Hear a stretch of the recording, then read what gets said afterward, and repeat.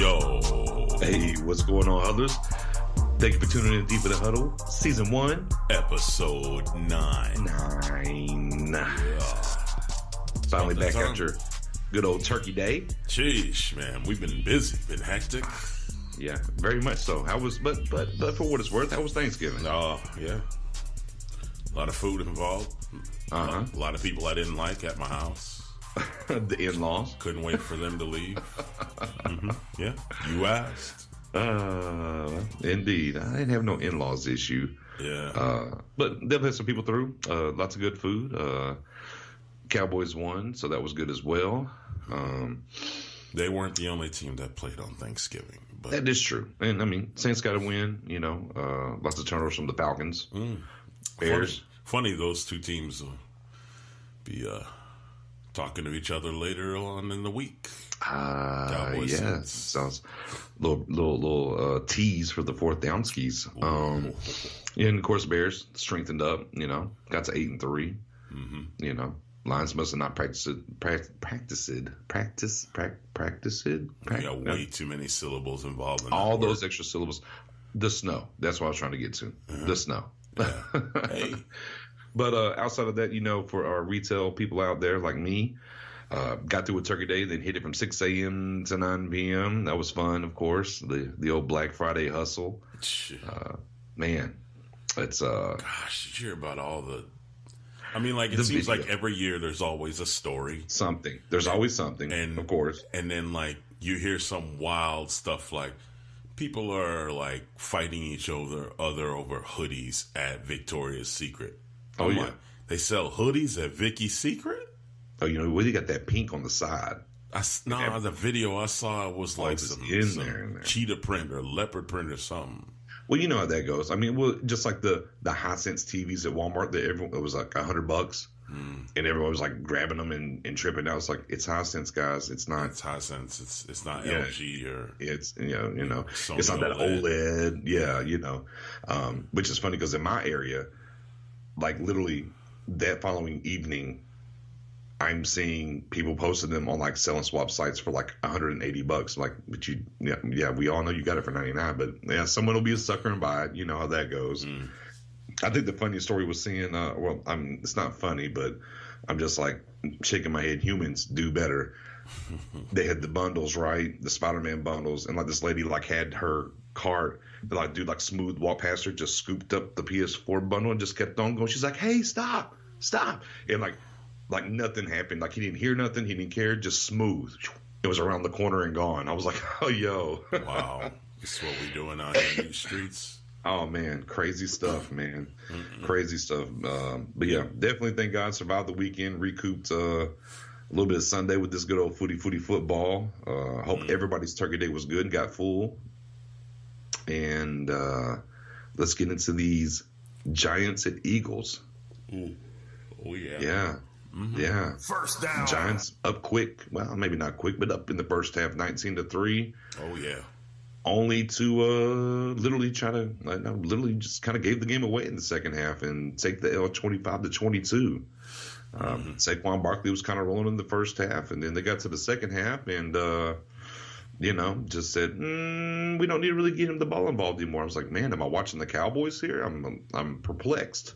I think it was like 4 carries and maybe like 1 catch. And, of course, as the trend goes for the Giants, with all the bad kicking that's been going on this season, nobody against them misses kicks, field goals or otherwise. John Stevens played pretty good ball. You know, I mean, yeah, you got gashed up a little bit in the second half, but more than enough to win. Only getting 3 points in the fourth quarter and gave the game away. I mean, Eli, 26-37 for 297, a touchdown and a pick. Saquon, 13 for 101 and a touchdown. But, I mean, 90 of those yards was in the first half. Odell, 5 for 85. Yeah, Red Ellison even chipping in with 4 for 77. I mean, Carson Wentz, nothing to really write home about. 20 of 28 for 236 and a touchdown. Now, the one thing the Eagles did finally try to do is consistently run the ball, and Josh Adams gets some 22 carries for 84 yards and a touchdown. And Clement chips in with 5 catches for 45 yards. And, of course, Wentz favorites. guy to throw to. Zach Ertz, 7 catches, 91 yards, and a touchdown. I would try to analyze this game a little bit further than you would. Yeah, you know exactly why you're laughing. The Eagles coming in with what, 2 cornerbacks, into the game. I mean, you're basically playing against practice squad guys. I mean, I don't know. You just paid a guy a whole gang of money. I mean, from the looks of it, coming into that game with all the injuries, I would have said the wide receivers for the New York Giants, we probably should have made them look like the wide receivers from the Saints with that many injuries in the secondary. You could have exploited it. Now, of course, I could get into the underutilization, if you will, of Saquon Barkley. I mean, 5 touches in the second half, pretty much. I mean, it's kind of scary. I mean, when you have a weapon like that and you're not using it. But I won't get into all that. What I will say is sure seemed like we were just trying to tank. Like, we weren't trying to win that game. Like, what's the point? We're not playing to win here. We're not trying to get into the playoffs. We're playing for the draft in April. So, hey, Giants, kudos. Yeah, I great guess game. We can cancel the winning out. Great game. Thanks for embarrassing the franchise. And whoever that guy is in Philly, was it Elliott, the kicker? Yeah. That guy's he's just got a way of breaking hearts, doesn't he? He definitely against y'all. No ifs, ands, or buts about it. Yeah, no problem. He got no problems with that. Giants definitely. The win out scenario looks like it might have been put to bed. They go to 3-8. Philly hangs on to get to 5-6, so they're still in the hunt as far as the NFC East goes. And I know that just warms your heart. Hey, I mean, I was kind of looking forward to the Giants getting the dub. Yeah, I know. But, it keeps Philly at bay. Wow, I mean, I'm not worried about Philly at bay, but I was like, man, I wonder if they could win out. Could Week 17 mean something for us to go head-to-head? But not meant to be. On to this wild behind Jags and Bills game. Some trash was being thrown around, if you will. Some fighting, some ejections. Some things that caused some finally big changes in Duval as well. Obviously, Blake Bortles was not very good. 12 of 23, 127, a touchdown and 2 INTs.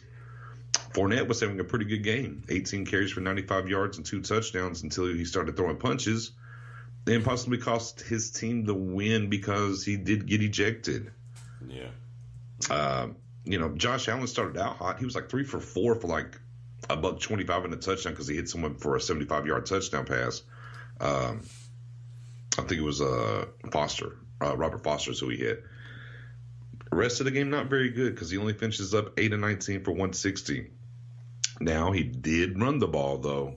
13 carries for 99 yards and a touchdown, and maybe a little mockery of one Jalen Ramsey, who was, I mean, this game had a lot of sauce in it, man. Those guys had read some of the headlines and some of the things that were said, and obviously it spills over into the fight. I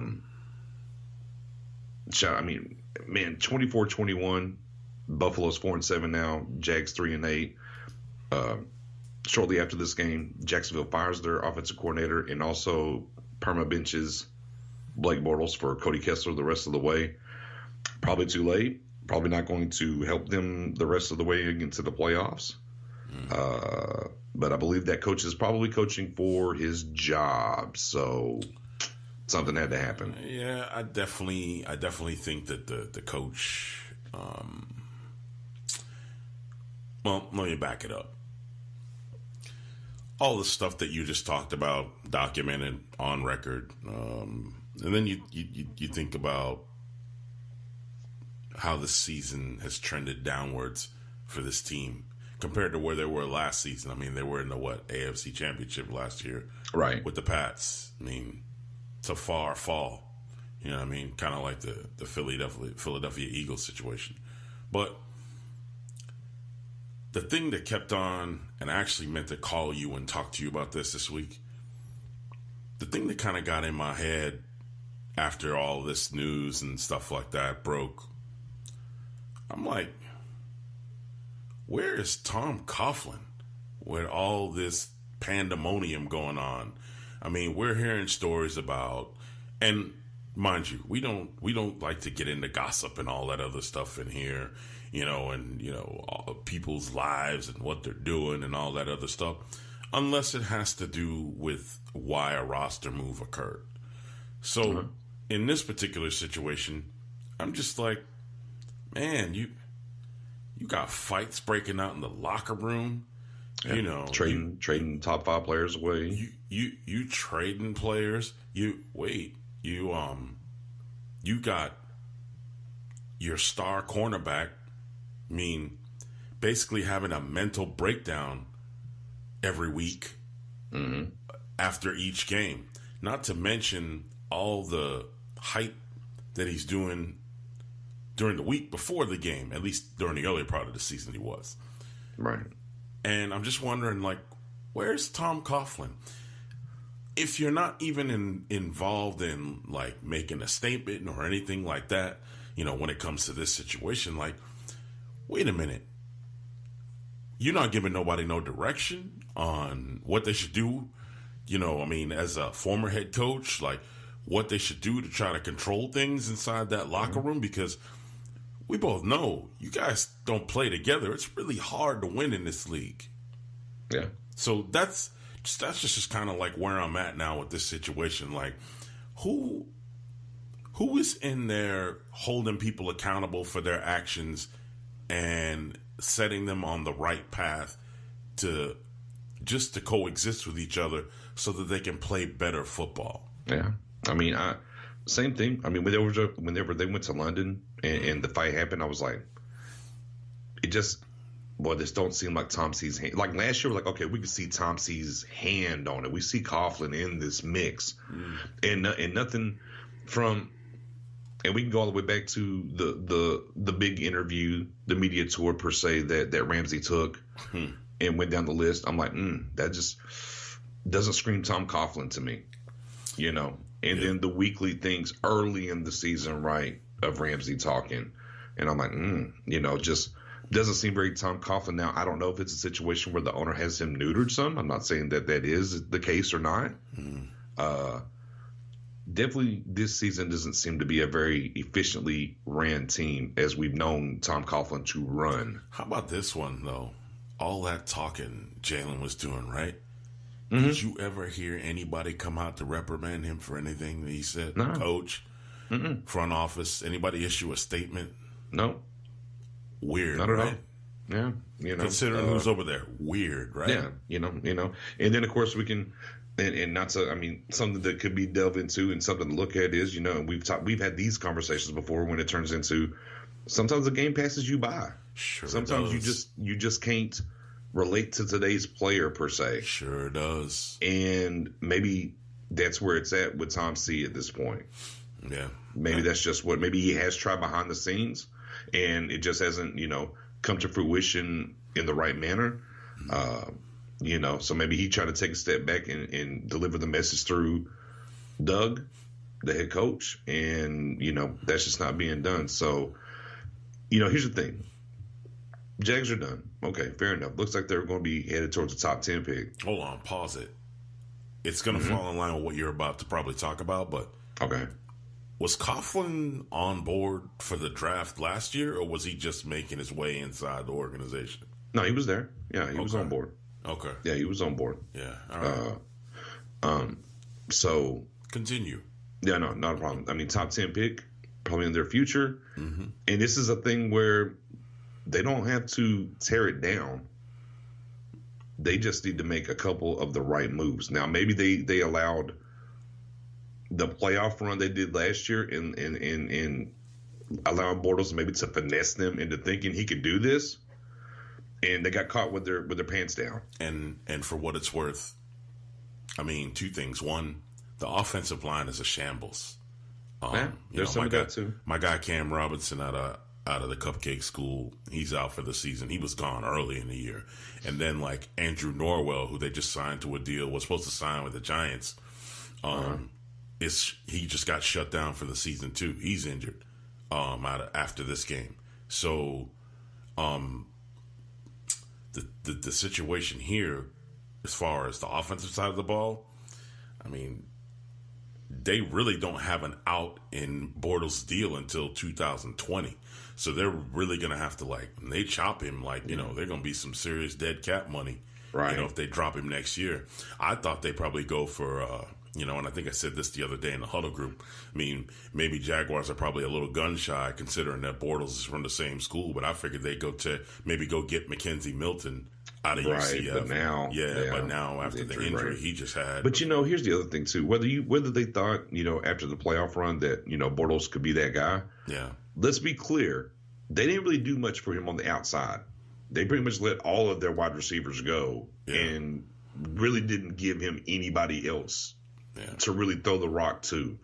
So, I mean, again, to me, it's a little bit of an organizational fail. Some of it is Bortles fooling them, but you didn't give him nothing on the outside to really work with either. And then, of course, you start factoring in Fournette injured for a majority of the games and whatnot secondary on that injured. front.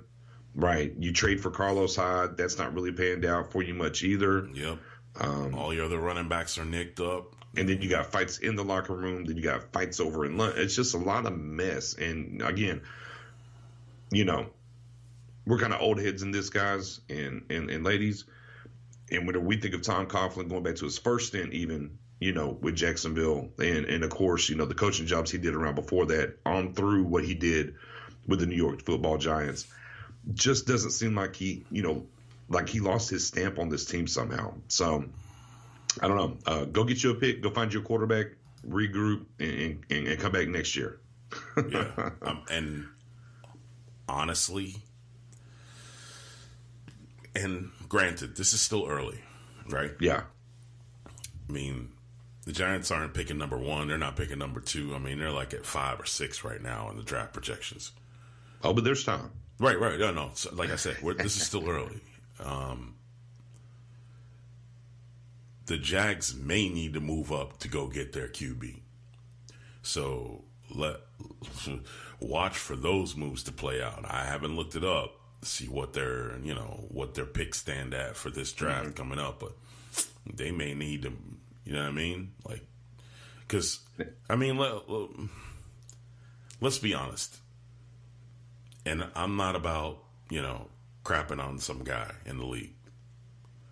Who's trading you for Blake Bortles? Especially with that money. Hey, who's trading you for Blake Bortles without the money baggage? You take him in Dallas? I mean, how about this? Can he be a suffice backup in this league for the right price? Sure. Right. Not for what he's making like now. What he's making now? No. Yeah, no. No. You know, even though it's not top tier quarterback money, it's not really a great return on your investment.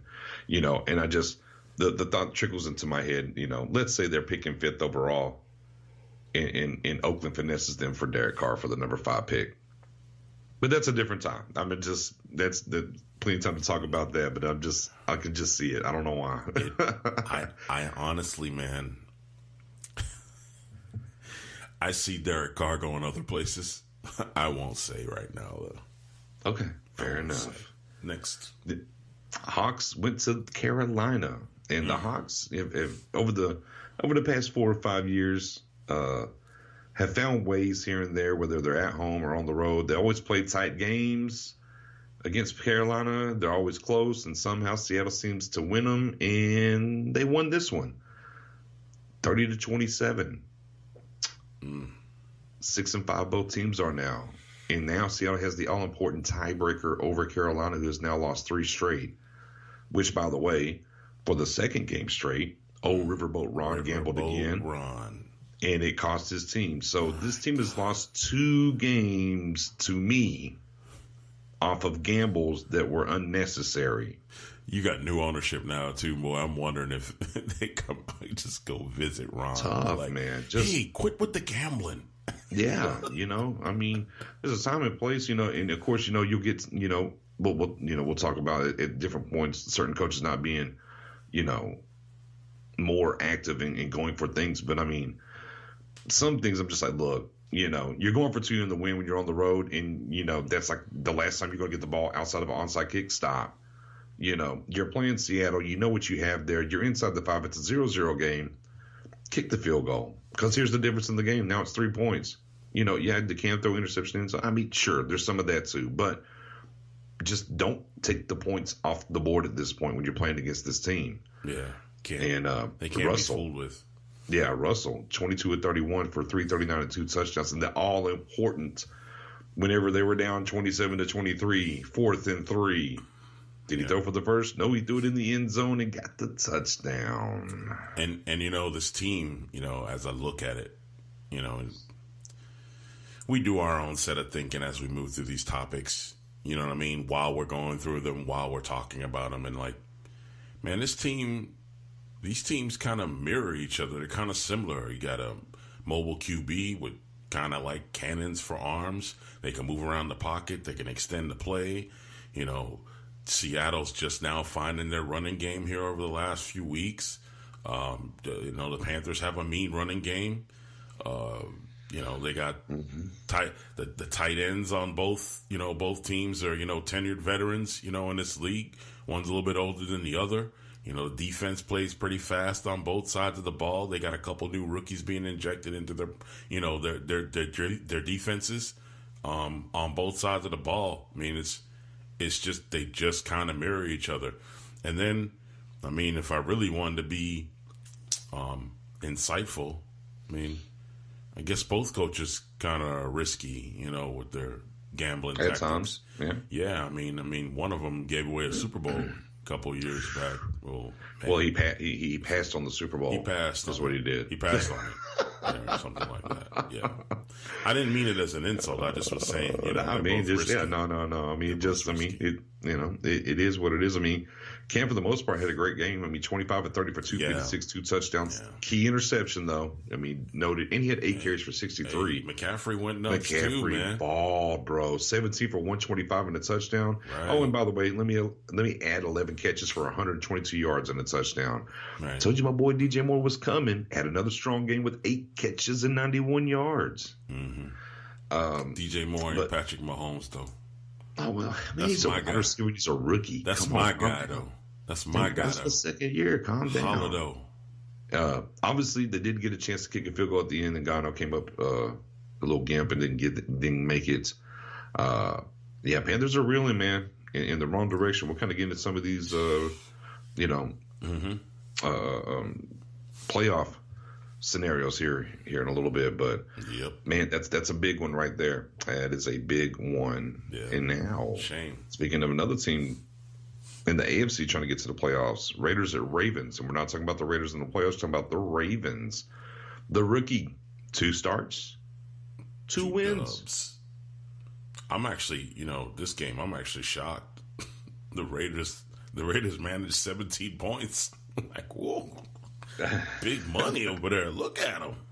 I mean, hey, they were feeling good. They were coming off a win. Feeling dangerous. Feeling a little dangerous, maybe. Lamar Jackson, growing pains throwing the ball, 14 to 25 for 178, a touchdown, 2 picks. He wasn't too bad. No, he could have been horrible. He could have been Nathan Peterman. We are talking about the Raiders defense, though. Yeah, but no question. I'm not saying it was just terrible. Just rookie, okay. He did chip in 11 carries for 71 yards and a touchdown. Gus Edwards on the scene again for a second straight 100-yard game, though. Gus the bus driver. Mm-hmm. Man, he's driving the bus right now. Gus the bus. I mean, Derek Carr, 16 of 34, 194 and a touch. Meh, at the receiver position. I mean, Doug Martin, 11 carries, 51 yards and a touchdown. Maybe you'd like to see him get the ball a little bit more. I'll tell you what, 6 of 5 for the Ravens. Getting a little interesting, winning 2 straight. And, of course, they came out and announced today even though Flacco's ready, it's okay. You stay sitting down. Lamar's won 2 straight, and we're going to ride the hot hand. Greg, how you get fired on your day off? It happens. Oh, wow. And it has definitely happened here. Man, I don't, this is like the Cowboys to me, man. I don't have much to say when it comes to the Raiders, man. Let's move it along. 2-9, definitely vying for that number 1 spot. Boy, is where they're at. Boy, let me tell you, old John Gruden, it's gonna be Christmas come early, man, in April when he all them picks. I bet you he's moving that pick. I mean, I'm thinking he's gonna get another pick for Derek Carr. Oh, I'm just waiting to see. Maybe so. We might get a 3rd or 4th. I'm just waiting to see. But it's going to be interesting. I'm telling you, he's moving that pick, bro. I swear he is. I don't know about that. The very first of the first round picks, but yeah, I think.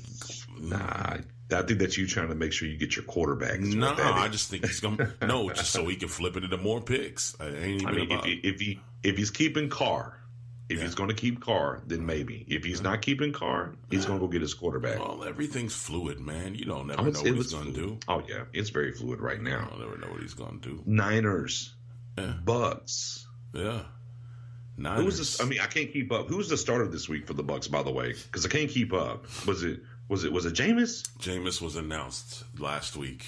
Okay. I forgot. I drank on Turkey Day. Yeah. I didn't know if Derek would have a change of heart before Sunday. Yeah. You never know over there. But yes, Jameis was the starter. Mm-hmm. Man, 29-38, 312 yards, 2 touchdowns, and no picks. Hey, let's stop right there. He's no good. He's washed.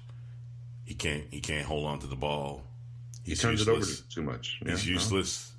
And also he played the lowly San Francisco 49ers who are missing their starting quarterback. So, I mean, that's why he did so well. So, I mean, look, old man Eli did the same thing the week prior to the Niners. So, I mean, yeah. That's what got it. They're both washed. So, understand now. They played the Niners. Got it. Fair enough. Well, either way, Tampa does get the win 27-9 to go to 4-7. Mm-hmm. Niners dropped to 2-9. The one bright spot, though, this whole season for the Niners, Matt Breida. Another 14 carries, 106 yards. You know, just really has ran the ball well for them this year. I like the tight end too, though. Now Kittle, George Kittle. I mean, 6 catches, 48 yards, and he's had a nice season as well. Yeah. He's played with 3 different quarterbacks, but yeah, he's coming on. It's another bright spot for him as well going forward. The D. But those 2 guys right there, definitely nice. Yeah. Obviously, the one thing that we do have to bring up here. You know, again, as we've said before, we're not big on the off-the-field stuff. We try to keep it between the lines. But, you know, when it does filter into a roster move and whatnot, we do have to bring it up. Unfortunately, they had to release Reuben Foster. Mm-hmm. Had some issues in Tampa. Not the first time he's had issues with said girlfriend. Mm-hmm. We know there was some things that she had brought up before, then recanted on. Then, for what it's worth, something happened here. Cops were called, and he was arrested. And San Francisco pulled the trigger and said enough is enough for them. Yeah. We'll have to see how that plays out. San Francisco's definitely, their draft projection probably changes. For sure. With them releasing Reuben Foster. I mean, there's a lot of talent for them to get out there. Wouldn't be surprised they move off that pick so they can get a few more, you know, to maneuver with around the 2nd, 3rd round. Obviously, a thing to pay attention to is the Washington Redskins did pick him up. He did put the claim in on waivers. Yeah, they got him. They did release a statement. They're going to let due diligence happen. No. Doug Williams, the director of player personnel, released a statement, not the owner. I said the organization. I thought that's the owner. No, there's a reason why I said that. Yeah, and basically said that there's due diligence going to be done. He won't play it down until everything through the judicial system is completed. Mm-hmm. Obviously, they have a lot of talent from said school that he comes from in the house that apparently vouched for him, and they're looking at the situation. There's like 6 guys over there. I think it's a bad look for the NFL personally, for a numerous amount of reasons. All the way back to, and we don't want to go too deep on this, but I mean, all the way back to the Ray Rice and the hashtag, zero tolerance and different things like that. I just think it's a very bad look to see the mouth service always given about that, and then this guy doesn't even clear waivers. No matter what the situation might be or is, I think the judicial system should have played out first, and then if everything was on the up and up, then we look at it. But I can agree with that wholeheartedly. Also, though, I definitely like to add, man, it's amazing how when moves are made in this league that make you scratch your head, like this one, it's amazing the levels of hypocrisy that are exposed when it comes to how the NFL operates. It's almost like listen to what we say when we tell it to you, not when we say it type thing. It's really weird. But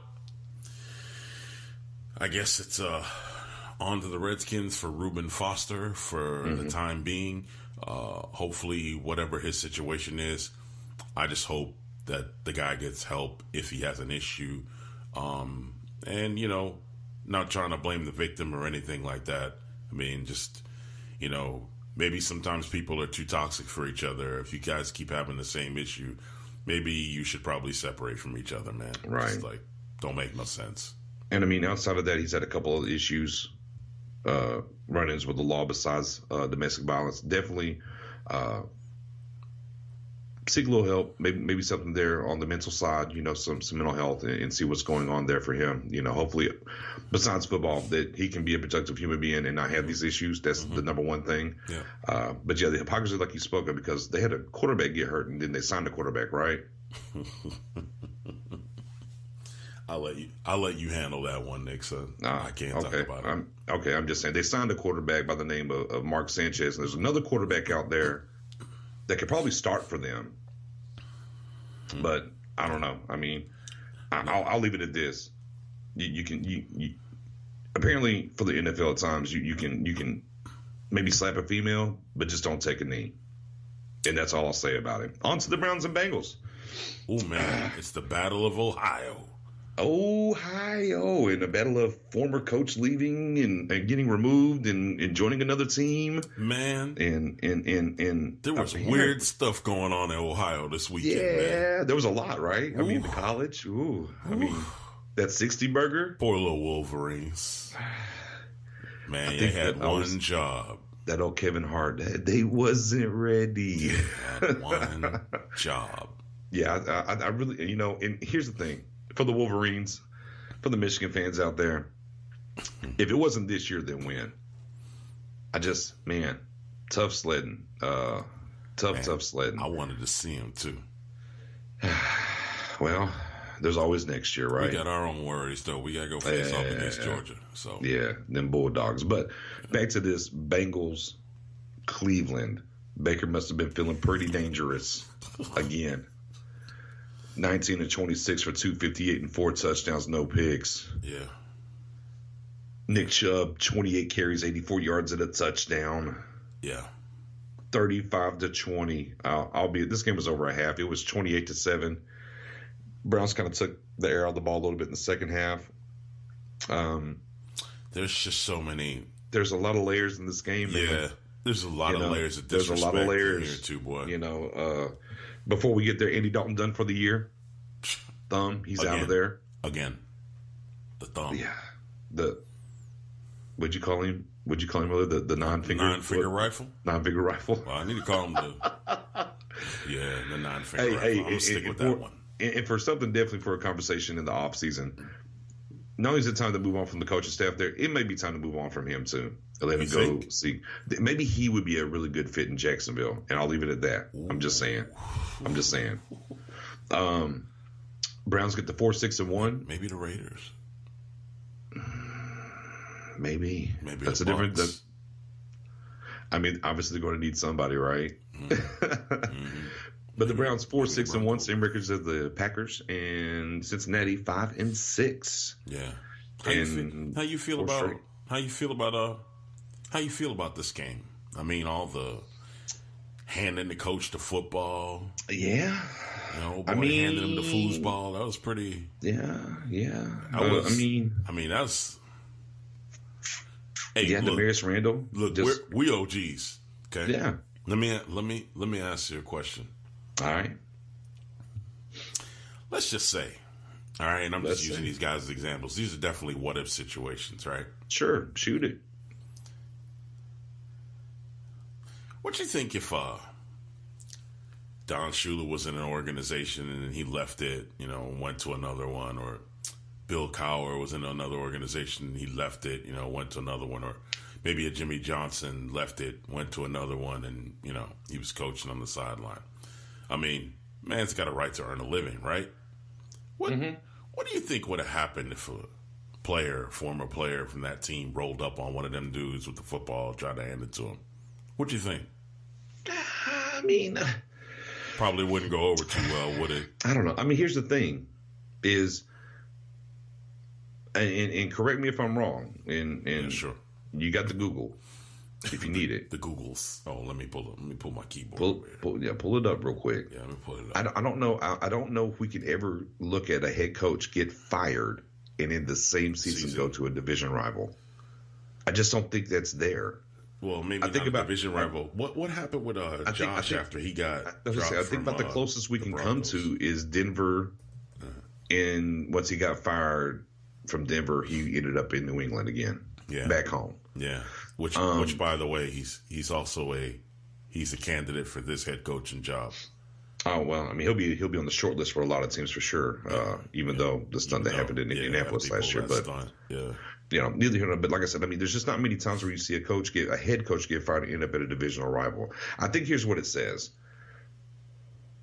and we saw a lot of this in the Hard Knocks, and we saw some of this in some post-game conferences of him talking about calling plays, giving them up, pulling it back or whatever. But then he kind of did the little media. You have to remember, he did this little mini media tour and he kind of threw some people underneath the bus on that tour. And we know these players listen. Did he throw players per se underneath the bus? No, not really. But just the way he talked, he basically made sure it wasn't on him. I mean, it is what it is. I get it, Does he have a right to go get a job? Absolutely. Now, I don't want to hear about, well, he needs to go be able to get this check because the Browns are paying him for the rest of the year. Let's be clear there. I mean, he's getting money from the Browns for the rest of the year not to work. Now, him going back to the Bengals, I mean, he came from the Bengals to Cleveland. So there's a working relationship there, and maybe that leads into him maybe getting the job there if Marvin Lewis steps away, have the rest of the year. That came out before that. Yeah, I think I heard that too, like when I was like perusing like social media, like people were like, even after Baker's statement, in the press conference or post-game press, like, Marvin called up his old friend. I mean, when you call up your best friend and says, I need your help, you just got done firing your defensive coordinator. I need to go lay my hands on this defense because I ain't got time to go scout a new defensive coordinator to add in the middle of the season, or promote one up with the roster that I got of defensive coaches. Can you come help me out? I think you go back and you go help your friend. Right. You know what I mean? Like for me, I don't have a problem with anybody in this personally. I don't necessarily have a problem. I don't have a problem with Baker saying what he said about, a guy trying to get guys to play for him, and now, he went somewhere else. Now the stuff about, I just wish he would have done that, and, all the other extra stuff, like, man, you can't tell that man when and where he can work just because he got fired. Like, he got fired for a lot of reasons, and it not just because, of his performance as a head coach. I mean, let's be honest. He had a few different things going on in that place, and everybody wasn't on the same page. Ownership wasn't necessarily on the same page with him. He wasn't necessarily on the same page with the GM. So, like, I don't necessarily have an issue with it either. Yeah, it just bugs me. Here's my thing, and I said this, I think, in the huddle group. Baker is probably experiencing deja vu when he hears a coach come out and say, "I didn't want him. I wanted Patrick Mahomes. I wanted Carson, Wentz." You know what I mean? Like, when you hear stuff like that, and a guy was sitting there telling you, "You're the man. Go get this. You're the leader of this team. We're looking to, push you forward, and you're going to be the quarterback of this franchise for a long time." And not to mention all the other extra sauce he probably put on his speak on draft day when they, collected him, right? Because we know them first rounders, they get the phone call. He'll talk to the head coach. You see the sauce they put him on, put on him on the phone, right? So then when he hears that, he probably goes, "Man, this is just like being back at Texas Tech. You kidding me? All that junk you told me, that was a lie." And he probably felt some way about it. It was festering for a while. He hit a press conference and y'all asked him the wrong question. You pushed the button. And he let loose. Felt dangerous. Felt real dangerous. But, here's the thing. If it was just him, then it's different. But you had somebody on the other side of the ball. Yeah. Go over there and hand it right to him. Right. So it's a lot of those different things. And let's be clear, the owner was a Hugh Jackson guy. The GM was not. Right. He was a Todd Haley guy. Right. And that's why they both ended up going, because they just decided, you know what, boom, we're done here. Yeah. Well, if they're both going back and forth. We're going to clear both. Yeah. Now that we're saying it like that, it's probably more like, well, if my guy got to go, your guy got to go. Your guy got to go too. Right. And then, as I was going back to the media tour that he took, and we know what he said. There's receipts on all this now. Right. And Hugh says, "Cody Kessler, you just got to trust me on this one." Right. And then as soon as you're going out the building, "Oh, well, I wanted Carson Wentz the whole time." And then that puts him there. Like I said, to me, it was just a competitive situation. You said some things or whatever. I competitively did this, or you did something I didn't really like competitively, or whatever the case may be. And also for us as fans, as media, we got to pick and choose a battle. Either we want the robot-esque responses from these players and no sauce, or we want the sauce. Because as soon as we get the sauce, we're like, "Oh, my God. Oh, I can't believe he said that. You need to be more humble. You need to be more this." No, hey, either you want the entertainment value or someone to be real, or you can go have Tom Brady in the hoodie up there from New York saying the same stuff all the time. Yep. So, it's just kind of my take. I don't really blame either side. I don't blame Hugh for going and taking a job and doing what he did. Yeah. And I don't blame really Baker or Randall in this case handing him the ball. Maybe handing the ball's a little bit tougher. He kind of cranked because he wanted to hug. Baker still shook his hand now. He still shook his hand and everything at midfield and whatnot. He didn't score a touchdown and run up there and grab his junk in Hugh's face. He didn't grab the Cleveland Brown dog and spike it and plant it, in the Cincinnati Bengals. On the grander scale, if we're really talking, old boy picking it off and handing it right to Hugh and then turning around was to me was what happened in between the lines was worse than anything Baker did.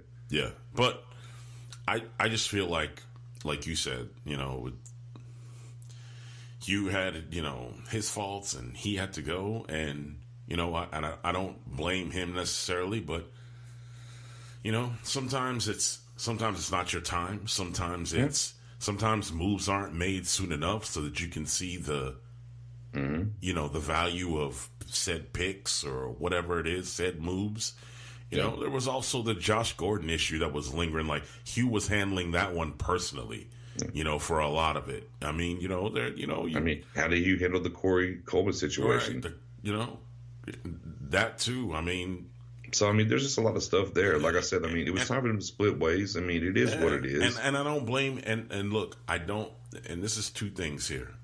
I don't blame Baker for winding up in a situation where he could be drafted high enough to end up in an organization like this.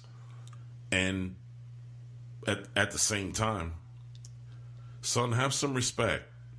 There's guys in this league been coaching 40, 50 years, 30, 40 years in this league that have gone through all the trials, the triumphs, watched hundreds of players walk through those doors and back out, whether it's this organization or another. Man, stuff don't work out for you over here in Cleveland because, you know, they got a graveyard of QBs.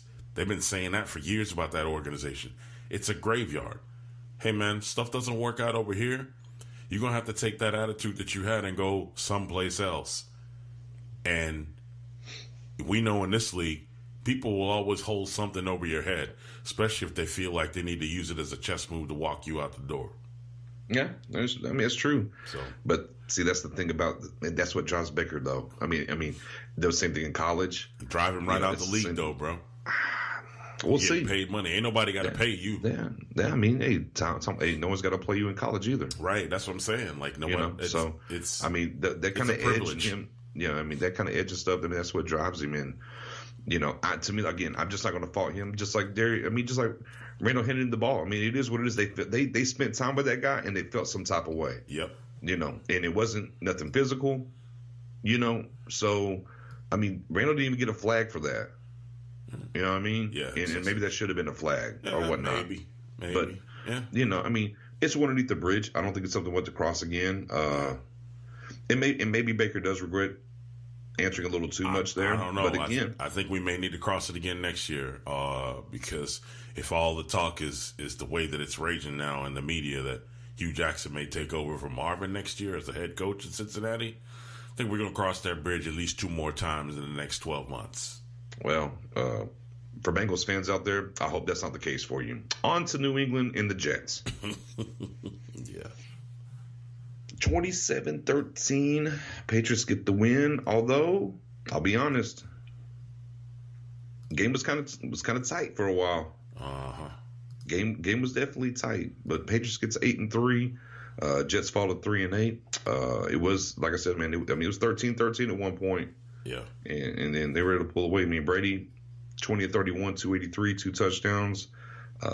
Key to this game, Sony Michel in that ground game, especially when they came out the second half and really got after that ground game. But Sony Michel, 21 carries, 133 yards and a touchdown. Oof. James White chipped in with another 9 carries for 73 yards. It was definitely the ground and pound for them in the second half. They didn't run the ball a ton in the first half, but that second half they really got to it, and Jets had no answers. Old man Josh McCown, he swung, he was running, diving on some third downs to get first downs and putting his body on the line. Funny stat as well, these two guys combined ages of McNown and Brady, the second oldest game for starting quarterbacks of all time. 26 of 45, 276, touchdown and a pick. Not much going on the ground for them. We kind of know where the Jets are headed. We know that coaching staff's up out of there, and they're going to do something and go to a different route. Looks like the Patriots are going to be in play for that bye, sir. Maybe so. Maybe. We'll see. Yeah, they got an easy route ahead, man. It's not hard. How long's Brady been there? Since the beginning of time. 2000, right? Something like that. Yeah. 01, whatever. Hey, man, I've said it before. I've said it hundreds of times. I can't get too excited about the Patriots, like, doing whatever they do, especially near this time of the year, you know, December-ish. Cousin, you have a 6-game spot in your division every year. Unless Rex Ryan's coaching one of those teams, you basically have a 6-game spot. And of course, every great once in 4 years, the Dolphins. Yeah. But, I mean, it's not the Patriots' fault, though. Those teams can't get it together. Didn't say that. Just saying you basically have a 6-game spot. What team in this league got a 6-game spot? Looking at the NFC North, you think that's a spot? I mean, that's guaranteed. How about down the NFC South? Guaranteed? Come on, man.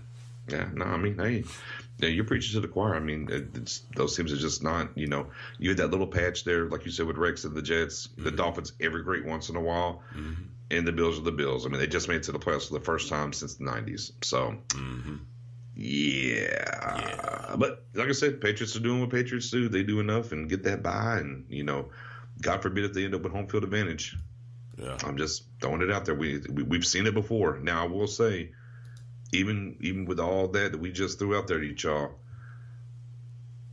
I've never been one to talk down about the fall of Brady or anything, but I expected a little bit better from him this game. I'm not going to lie, after getting the rest and the extra Pilates and the extra juice from TB12 and everything. And some of them, again, like I said, second half, they went heavy run. And, hey, as long as they're able to run the ball with Sonny Michel and James White, so be it. But some of those passes, I'm not saying it's all the way Peyton in his last year, dead ducks, but whew, just saying, guys. You can kind of tell, too, with his age, man.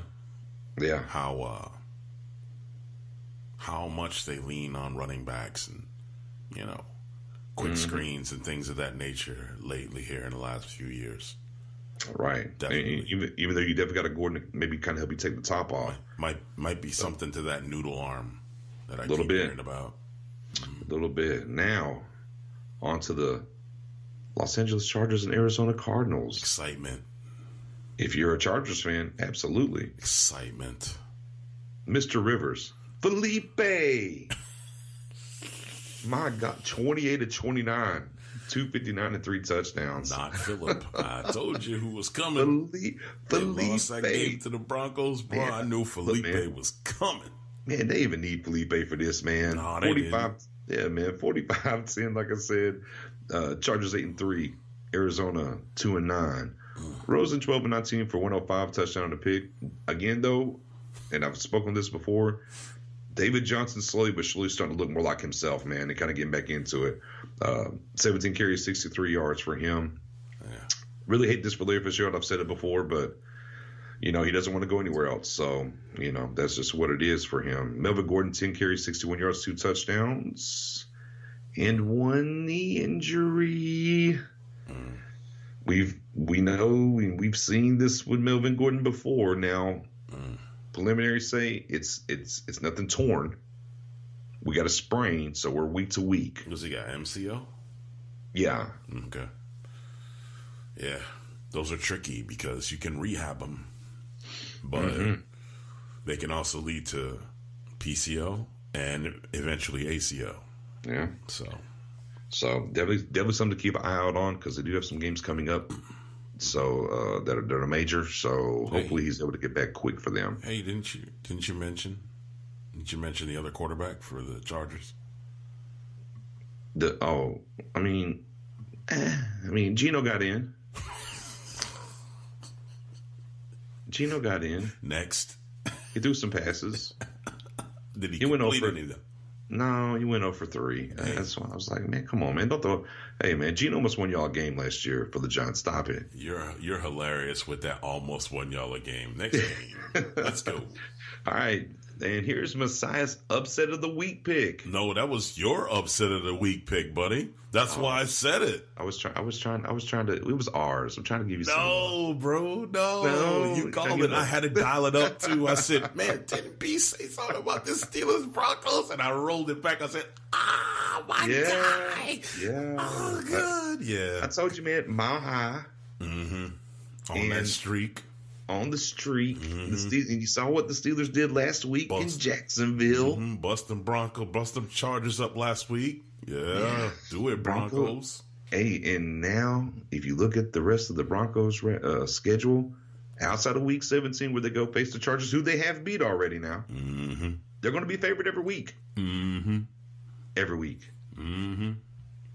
Big Ben, 41, 56, 462, a touchdown, and 2 terrible interceptions, especially the last one. Hey, let me mention something real quick about Big Ben.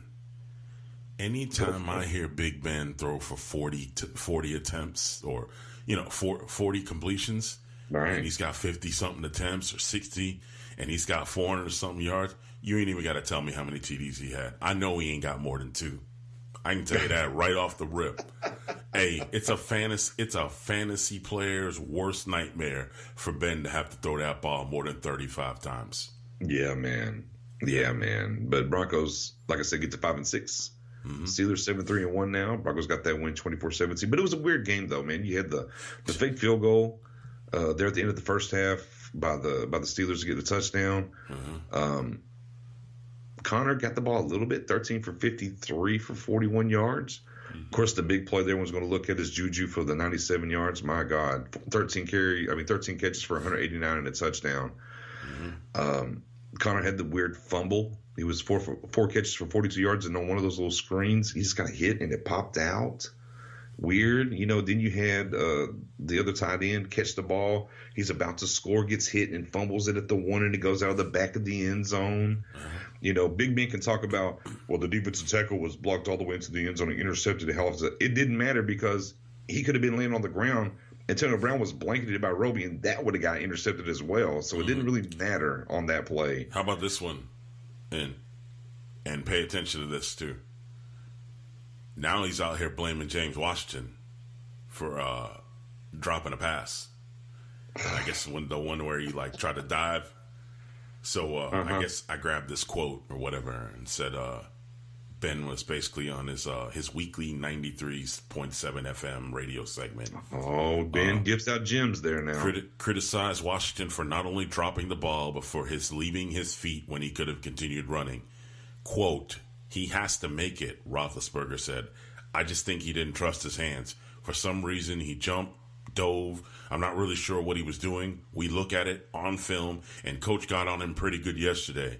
We took a long, hard look at it. James needs to run through that, and it's a touchdown." So wait, you out here trying to do your best Hugh Jackson impersonation? I mean, you blaming everybody? Everybody but you? All right, buddy. Man, you do that. You do that. I'm surprised it wasn't a hangnail that he's going to be week to week on. I mean, it's just Ben. It's just who he is. It's just what he does. We heard him talk about the quarterback as well this offseason. But again, from early in this podcast, as we've been going on through it here in episode 9, they create drama. In-house stuff. There's no reason for you to say that. But hey, Ben's going to bend though. It was, no different than the post game we saw where the defensive tackle shouldn't even been there because he got blocked. He tried to make the defensive tackle be shamed because he was blocked in the end zone, took out and intercepted it. I'm like, well, Ben, whether he was there or not, it was getting intercepted anyways, buddy. So there's that. And it's not the first time we've seen you with a goal to go, ready to win the game and throw a pick, a la against New England last year. So there's that. Yeah, Case Keenum, 15 to 28 for 197 and 2 touchdowns. Time to start talking about Philip Lindsay and whether he's the lead back now, though. I know they've been kind of splitting some time between him and Royce, and then it kind of turned into where we're going to go with the hot hand. But Philip, 14 carries, 110 yards and a touchdown. Royce, 6 carries, 17 yards. Definitely think it's him as the lead back now, for sure, going forward. Also, while we're on the subject of backs, what's going on with James Conner? He was Le'Veon Bell's replacement a couple of weeks ago. Yeah. Last week in Jacksonville, they didn't give him the ball, so there's that. And then, this week, you handed it to him for 13 times for 53 yards. That's 4.1 average. And, hey, maybe on that last play that you decided to pull it and throw the interception, you should have handed it to him because he might have scored. But maybe Ben wanted to be the hero, he still chipped in with the 4. Now, and James will tell you, terrible play on his part. The 4 catches, 42 yards, which I mentioned. And then just the weird got hit, came up, and the ball popped out. He has to hold on to those things, obviously. But every time, it's like, man, right when you say, oh, the Steelers here, they, it's time to believe. Oh, yeah, they got to turn it around because now, right, the defense is right now. It seems like the defense has gotten right or whatever. They do stuff like last week and this week, and you're like, oh, yeah, of course. Yeah, exactly. Duh. Yeah. And then the crazy thing about it is some way or another, this will turn back around and all of a sudden it turns into, well, Mr. Tomlin doesn't have the team. But it's Big Ben. It's what he does. It's whatever. Dolphins, Colts, barn burner. Dolphins up 24-14 in the fourth quarter. And Andrew Luck got on his horse, his trusty steed. His trusty steed, and went to work. 30 for 37, 343 yards, 3 touchdowns. 2 picks. That's okay because they get to win 27-24 and get to 6-5. Yeah. Marlon Mack, 15 carries, 85 yards. Hines, 9 carries, 28 yards. I will say this, he wasn't getting hit. We was talking about it on the streak of not getting sacked and everything. Right. And they decided to throw him the ball just so he could get hit, I guess, because they ran a play and threw him the damn ball. Mm-hmm. I was like, what are we doing? But the sack streak was snapped, though, as well. Cameron Wake got a sack on him. Yeah, man. Tannehill turned up first time in a while, because of the shoulder injury, but 17-25 for 204, 2 touchdowns, no picks. Frank Gore visiting his former team with 14 carries, 67 yards. Dolphins kind of seemed to have it, and then just kind of gave it away, man. It's kind of the Dolphins, man, had me so on the train in the beginning of the season. Had me on it. I was so disappointed. But I do wonder if Tannehill stayed healthy the whole time, where they'd be at right now. I don't know, man. I don't know either. I'm just saying. Do you trust Tannehill? I mean, do you trust Brock Osweiler? No. You're asking me that? That's what I'm saying. Wait, no, you're asking me that. Yeah. No, you silly. Get out of here. Okay. Knock it off. If we're picking between the two, right? Nah, knock it off. You got to go with Tannehill. Done. Brock Osweiler. Don't you do it. And actually, to me, the funniest part about the whole thing was I'm reading about Darius Leonard. And he was mic'd up for the game. And I guess he tried to bribe Laramie Tunsil to tell him what the next play was. They were about to run for $1. Oh, Lord. He said, come on, $1. I got you. I'm a rookie. Come on, I got money. I'm like, what? Speaking of which, that rookie, 9 tackles and a sack. Yeah, filling up the stat sheet as usual. Mm-hmm. On to the Sunday night game. Yeah. Some drama. Mm-hmm. Packers, Vikings. Vikings win 6-4-1.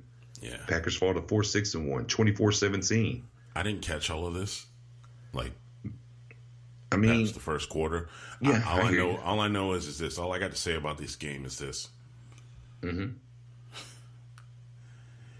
If the team that's from Wisconsin remains as it's currently constructed next season,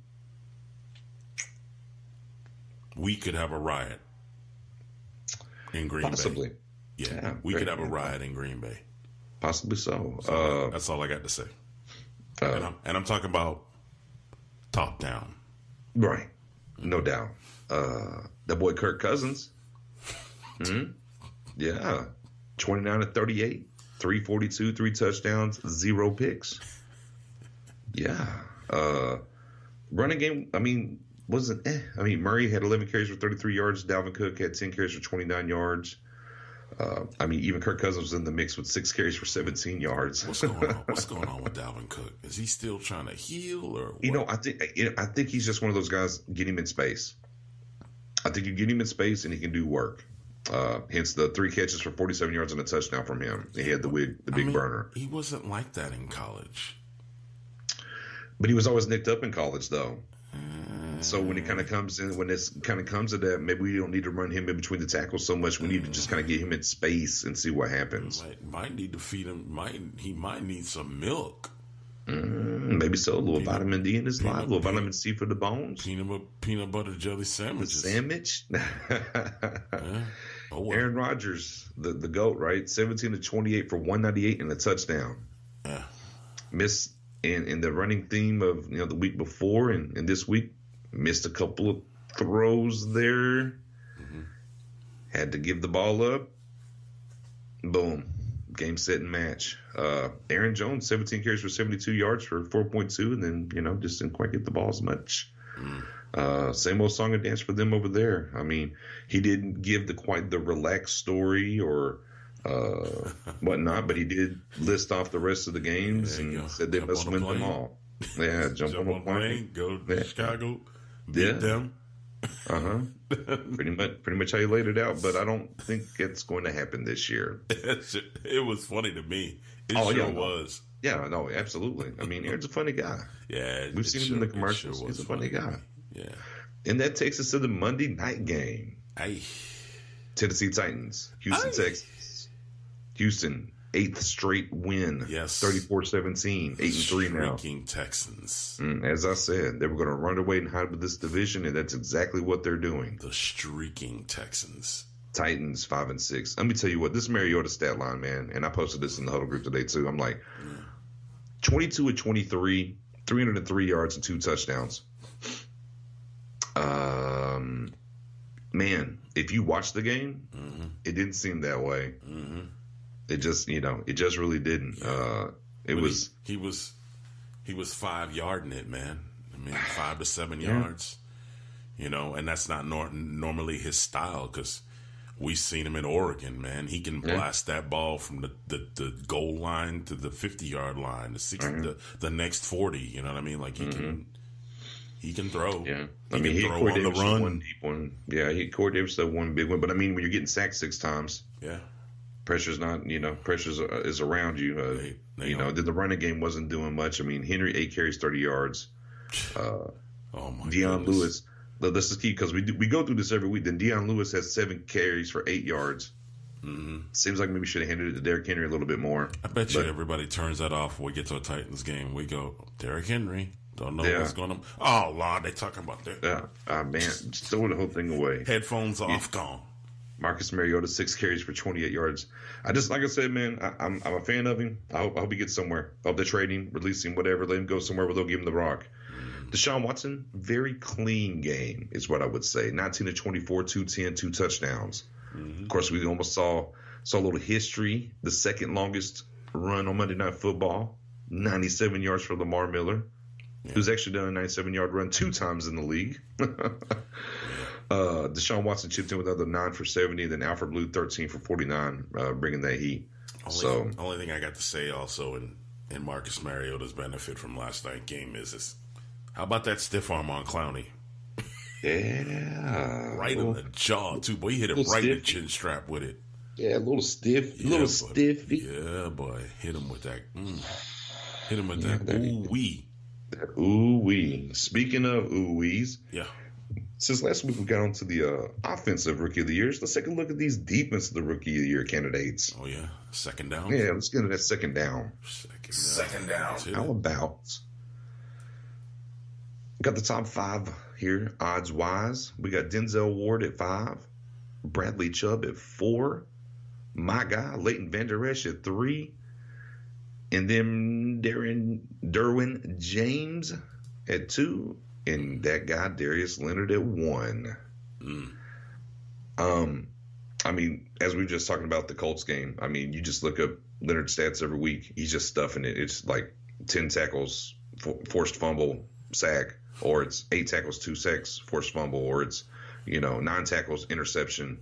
I mean, like he's got a bathroom mirror full of post-it notes that says, "I must be Defensive Rookie of the Year. I must be Defensive Rookie of the Year." Oh yeah, I mean, no doubt. I mean, that guy that's up there at defensive coordinator right now for them was the ex-linebackers coach in Dallas, and definitely you're kind of putting him in positions of like Sean Lee and whatnot. To be in a position to do those things. And that guy, he was picked in the second round. Don't forget, 36th overall. And he is a monster for them right now. Yeah. Derwin James, obviously, for the Chargers, they finally found their Eric Weddle replacement. Right. And he's anchored down the back half of that defense. That's only going to trend and get better. I mean, obviously, enough can't be said about what Leighton Vander Esch has done. I mean, last year, the Cowboys went 1-5 without Sean Lee in the lineup. Crazy stat this year. Sean Lee in our lineup for the Cowboys, we are 1-4. With Sean Lee not in the lineup, we're 5-1. Right. And I'm aware of that stat. Yeah, I mean, Leighton Vander Esch is a big part of that as well. I mean, there's other things and keys, but as far as the defense not missing it, and I mean the kids just tackling everything moving, and a couple of picks to boot. Right. Bradley Chubb, obviously at defensive end. Edge, I should say, for Denver, opposite of Von Miller, getting that nice solidified replacement for Ware. Just bringing it, getting in that rotation, playing well. And Denzel Ward, cornerback, I didn't like the pick at 4th overall when it went down, but I mean, I've seen the lunging picks, the great coverage, timely forced fumbles. Definitely had to eat some crow on the Ward pick, no doubt. 2 of the last 3 defensive rookie of the years have went to cornerbacks, obviously. The last inside linebacker hasn't won the award, which is intriguing with Leonard, odds-on favorite, since 2012. Oh, Luke Kuechly. And the award has gone to a safety twice. Now, the last time was 1990, though. Can you name that safety? No. Mark Carrier. Ooh, Carrier. For the Chicago Bears. Yeah. Yeah. Didn't he wind up playing for the Browns, too? No, I don't think it was the Browns. Sure. Maybe it was. Maybe it was the Browns. You might be right. It might have been the Browns. But Mark Carrier, look, man, a lot of cornerbacks that don't get talked about are safeties that would lay that wood. Man, hey, Mark Carrier would lay you out, son. Sure would. Sure would. No, Bears, Lions, Redskins. Okay. Redskins, that's right. That's who it was. Because there was a wide receiver, too. Yeah. And Mark Carrier, that wide receiver, played for the Browns and the Bucs. For the Browns. Yep. Yeah. The last guy to win Defensive Rookie of the Year that wasn't drafted in the first round was 06, DeMeco Ryans. Ooh. Second round pick there. Yeah. So, yeah, I think those are definitely, looking at those right there, definitely the top 5. I can't really think of anyone else. Mika's had a decent season, but I don't think he's flashed enough in Miami to look at going to get that award. I beg to differ. You think so? Oh, look, that guy's been anybody that pays attention to stat gathering and highlighting what a player or a group of players in a particular position does is Pro Football Focus. Minka's been there a few times this year, and let's remember, he's a DB. He mostly plays safety. I think most of his snaps are at safety, 40-something%, I think is the number. But they play him at corner. They play him in the slot.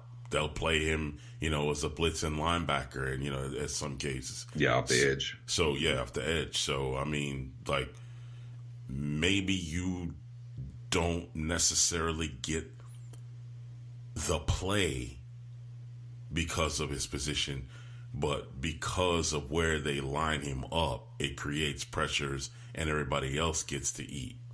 Gotcha. So, but just looking at these candidates, though, enough about Minkah. I just kind of look at when I see Defensive Rookie of the Year or, whatever it is for Rookie of the Year, offensive, whatever, I just kind of look at how they impact rosters. So when I look at these guys, Indianapolis is probably going to be in the playoffs. Chargers are definitely going to be in the playoffs. As we spoke of before, kind of maybe found their replacement for Eric Weddle. Dallas at this point is in the playoffs. We know the NFC East is quite fluid, red trash. So we don't know where they're going to end up. As of today, though, they're in the playoffs. And I think Washington's the wild card. Denver, we don't know. But Bradley's made himself. You're aware of who he is. Now next season, you'll probably be making sure you know where he's lined up at.